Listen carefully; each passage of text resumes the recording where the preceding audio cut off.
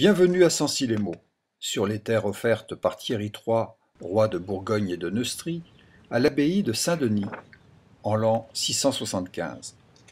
Cette église est dédiée à la Vierge Marie Notre-Dame de l'Assomption. La Vierge à l'enfant, qui orne la façade, est la réplique de la sculpture sur bois du XIVe siècle que nous découvrirons à l'intérieur. D'un plan simple rectangulaire, à plafond plat en plâtre, cette église a été construite en 1720 sur les ruines d'un édifice du XIIIe siècle. Le clocher dut être reconstruit au cours du XIXe siècle. Entre deux fenêtres aux vitraux modernes récemment créés, un Christ en croix surplombe l'autel. Retournons-nous. Au milieu de la nef, de part et d'autre, se font face deux autels. Au sud, la Vierge porte l'enfant Jésus. Au nord, c'est Saint Joseph qui porte l'enfant.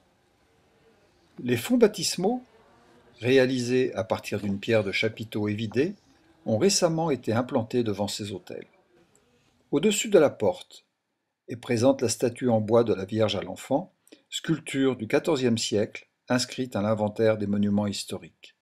À sa gauche, au-dessus du confessionnal, une Assomption attend sa restauration. À sa droite, une toile de grande dimension, autrefois implantée en retable du maître-autel, la Vierge au donateur, également inscrite à l'inventaire des monuments historiques. C'est une copie de l'œuvre peinte, vers 1630, par Anton van Dyck, visible au musée du Louvre à Paris. C'est la famille Tétart de la Guette qui a offert cette toile au début du XVIIIe siècle.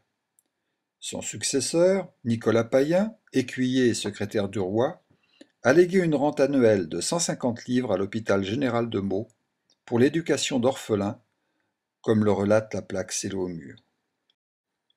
Lui succédèrent fils, puis petite-fille, qui eut trois fils, tous trois capitaines des armées royales sous Louis XVI.